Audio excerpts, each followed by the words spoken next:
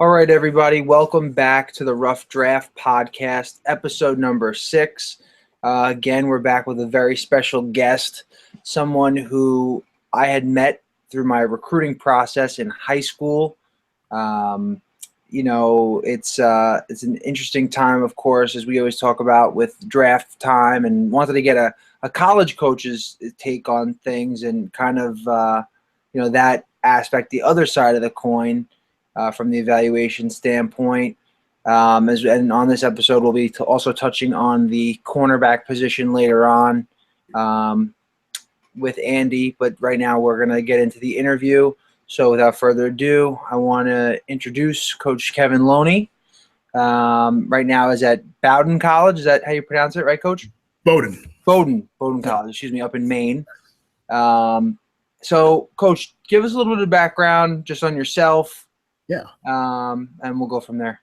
Yeah, for sure, Matt. It's good to see you, man. I'm glad you're doing well. So my background, I've been coaching college football since 2000 pretty much. I was doing the math the other day. I've coached at probably 8 or so different colleges. I was at Norwich University in Vermont for 2 years, Southern Connecticut State University for a year. I was at Wesleyan University in Connecticut for 3 years, Bethany College in West Virginia for a year. Spent 2 years at the University of Notre Dame. I was at Upper Iowa University. Then I was the head football coach at Nichols College in Massachusetts, where I met you. Yes. Spent a year at a high school in Connecticut, West Haven High School.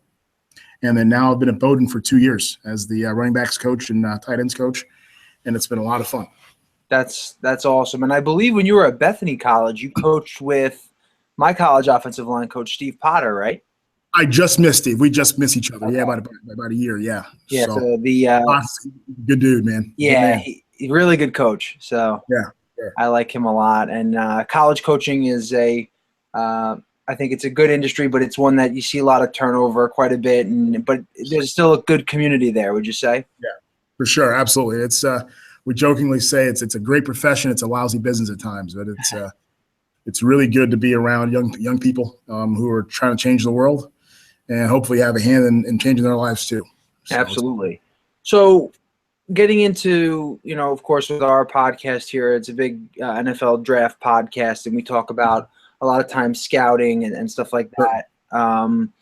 For you as an evaluator of talent at times, whether it be a head coaching position or when you were at Notre Dame with some higher end, talent, what do you look for in certain players, the evaluation process, kind of your scouting philosophy when you're looking at guys and going over tape and stuff? For sure. I mean, it's funny. I've been in some situations where we tried from a talent standpoint to recruit to a system. And we're okay. Hey, we want a lineman who looks like this, or running back who does this, or a quarterback who does this, rather than going after the best player you can get who fits your culture. At Bowdoin, what we're doing is recruiting kids who fit our culture, who are great athletes, great players, and we'll be able to tailor what we do schematically to fit them.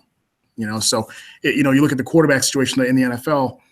Right now everybody wants the drop back passer, right? That's kind of the thing. That's kind of the traditional deal. But if you get a guy like Russell Wilson who can be a game changer with his feet, do you change what you do to fit him? Because he's the best guy who gives you a chance to win football games, right?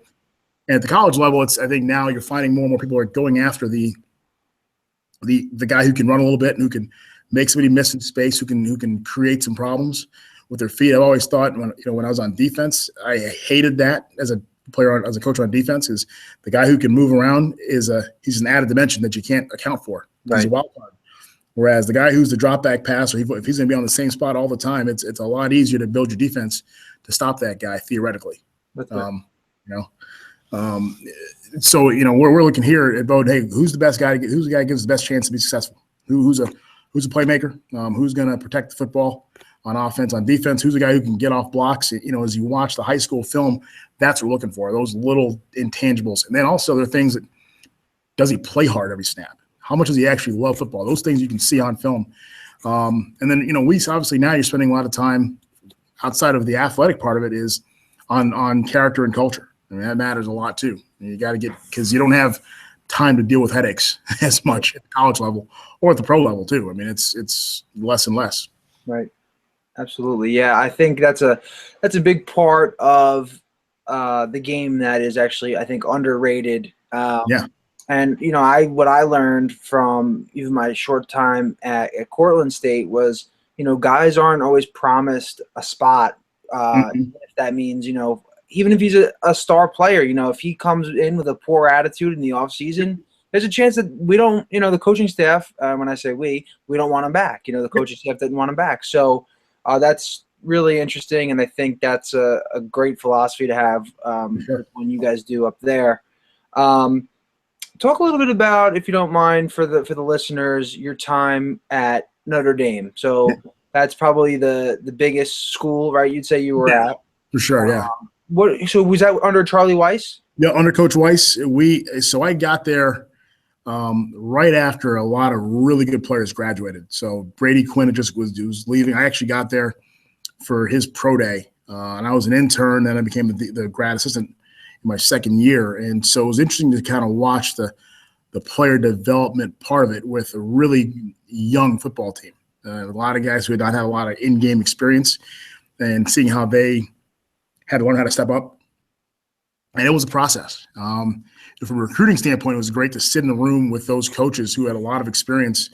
We had our offensive line coach, a guy named John Latina, who was Eli Manning's offensive coordinator in college. We had our OC was a guy named Mike Haywood. Mike was the guy who recruited, had Cedric Benson and Vince Young at Texas, and had, some really good backs down at LSU. And, so it was it was an interesting group of guys to work with, and to sit down and listen to those guys talk recruiting, talk what they were looking for position-wise, from the skills standpoint. They want backs and receivers who can make cuts at full speed. That was a big thing that I used to hear all the time. And so even now, as I go and I evaluate kids, skill players, that's, hey, how close can that kid be to that? Is he a kid who has to stop and restart to get going, or is he a kid who can just go?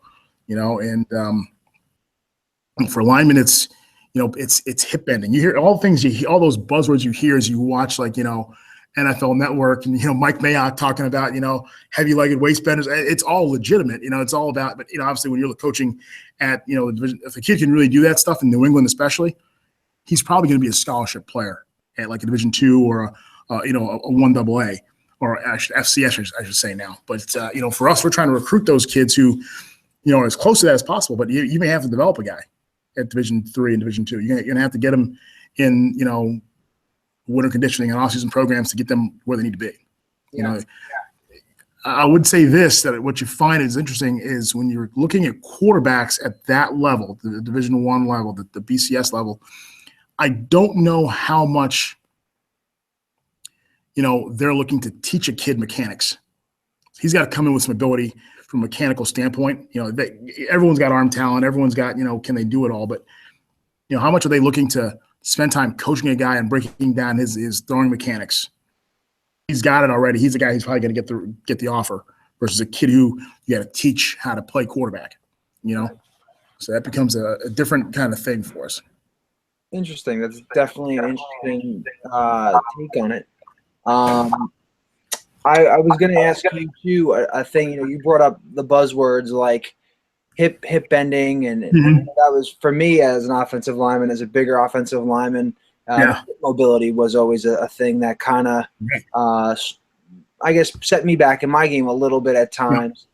When you recruit the offensive line position, or when you had in the past, was that a big thing for you as far as, would that be a thing you would maybe look at over feet, over strength? Would the hip bending and explosion from the lower body be more thing you look at? I mean, yes and no. I mean, if it comes down to two guys, down to one spot for two guys, and they both have about they're equal in the strengths, because you can always develop strength. You can develop, you can develop foot quickness. Hey, jump a ton of rope, or do the old dot drill and all that kind of stuff. You can do all of that. And then with the hip part of it, it's how can you improve your flexibility? That's our big thing. So as we're evaluating guys, he's not.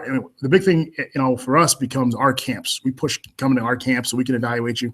And when I go to 1-day camps all over the country, and we do a lot of Ivy League camps, and you'd be amazed the number of guys who are putting kids through, overhead squat, with a PVC pipe. Can I see you get down? Do your heels come off the ground when you do that, or can you get really low in that overhead squat? That tells that those are things that you can coach, you can work on, you can develop. But for us, if it's a situation where, like when I was at Nichols, where we were recruiting you, we could take a lot of kids. Yeah. Well, hey, now we can take a guy who may not have it because we can coach it and we can work on it every day during the fall. And then if you can get with a strength coach, you can do it on the offseason a little bit. Whereas, in the NESCAC, our league, we don't have we don't have access to our guys in the offseason, right? They're with the strength coaches only. So you're hoping that you can give them a guy who's as close as possible to being ready to play, But yeah, it matters. But it's not going to be a deal breaker if the kid is.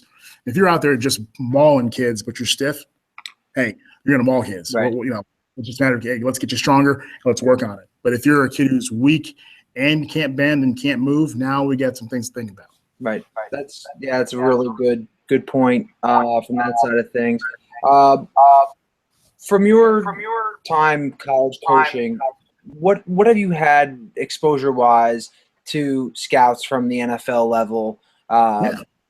Does that happen? Well, obviously, of course, when you were at Notre Dame, I'm sure you had interaction with them. If you could talk a little bit about that, and then at the level that you're at now, do you see that happening?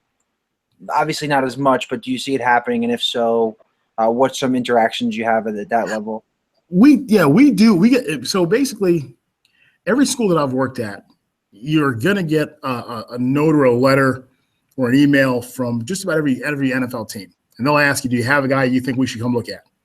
And then it's funny, when I was at Bethany College, one of my college teammates was a scout for the Eagles. Okay. So he came in. There's a school right near us that had a bunch of guys who were NFL, possible guys, and so he came in. We talked to some of our players who really didn't have anybody that year. But we had some guys who we thought down the road might be guys. And so he took a look at those guys. And then even when I was at Wesleyan, we had a young man get worked out by an arena team. And so they'll come in, they'll look at a guy, they'll work him out. But you're going to get phone calls. So what happened to us at Nichols was interesting was Endicott had a guy named Kevin Egan. Yeah, the D end. Yeah, and he was and so I got phone calls from scouts as a guy going against Kevin. Hey, how does he play? As you watch him on film, what are your thoughts on the kid? All that kind of stuff. And that was an interesting process, having to go talk about give a scouting report on a kid. Hey, here's this guy who we can't block to save our lives. Hey, so feel free to take him. Right. Take him early if you could, because we don't have to block him. But that was an interesting experience. And then, so right now we haven't had a scout on campus here in a while, but since we've been here. But we do get the phone call every year. We've actually had some guys who've worked out for the CFL. One of our coaches was in the CFL a little bit, and so we've had some CFL guys. We've had some Canadian players on our roster, and the CFL will call down for those guys to have them come to their combine and all that kind of stuff. And one of our kids went up and actually did a pretty good job at the combine, but chose to go to grad school at Notre Dame. Oh, wow. So, it was going to be tough for him. He was going to be a borderline guy anyways. So I think he's just kind of playing the odds and saying, hey, I could go spend a year doing this, probably get cut, or do I just go get grad school started so I can go make a ton of money? Right. That's right. A big thing. Yeah. Now, with the side of things with Notre Dame, is there a guy that really sticks out to you most out of any that you've had contact with that, he was really highly scouted coming out, that scouts just came in the building and raved about? Just any guys like that in your time there? Yeah, so we had Jimmy Clausen, and he was really good. So let's see, my first year, the two big guys that ended up going and actually having decent careers were John Carlson, our tight end, okay, yeah. And then a young man named Trevor Laws, one of our defensive linemen. And Trevor actually played for the Eagles for a little bit. I think he was maybe with the Rams for a brief time.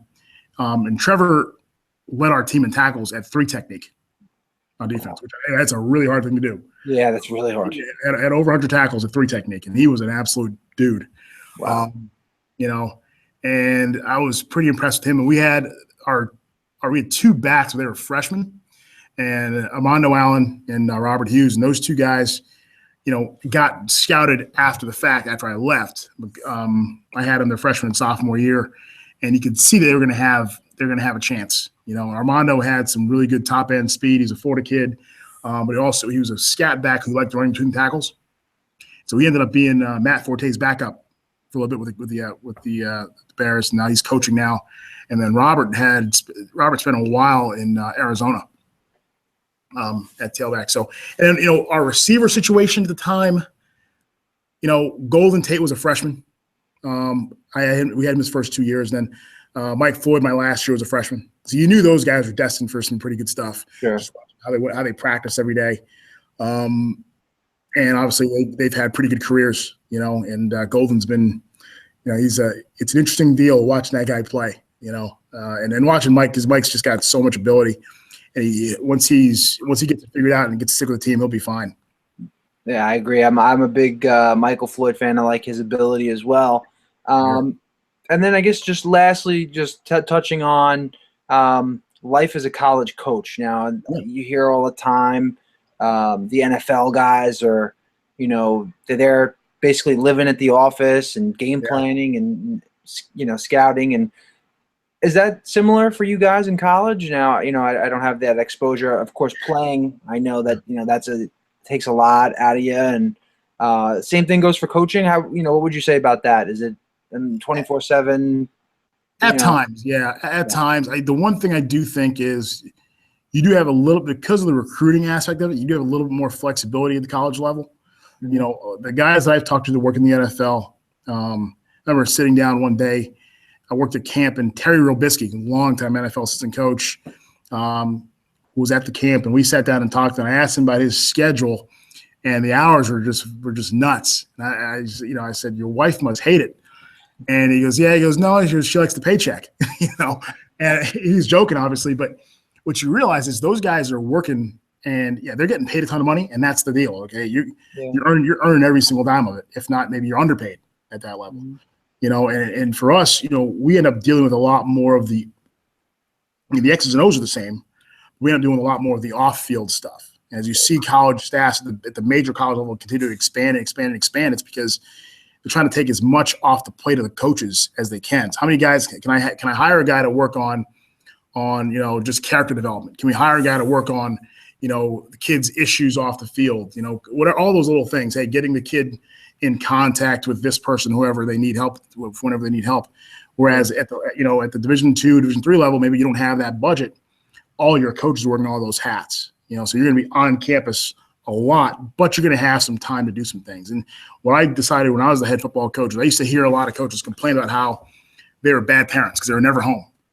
Well, if the head coach is complaining about that, he sets the schedule. All right, he's the guy who's to change it. You can't complain about it. I mean, you put it on yourself. So our whole thing at Nichols, I was the guy who was single. I had my old coordinator had 3 kids. I'm like, well, guess what? I'll bite the bullet and do some of the extra stuff than having you. I'm not going to have you be a bad father on my account. That's just. Now whether that's makes me successful or not successful. There are bigger things than football. As important as it is, there are bigger things out there. Sure. And we've got to make sure we also. I think at the college level, we want to be good examples for our kids.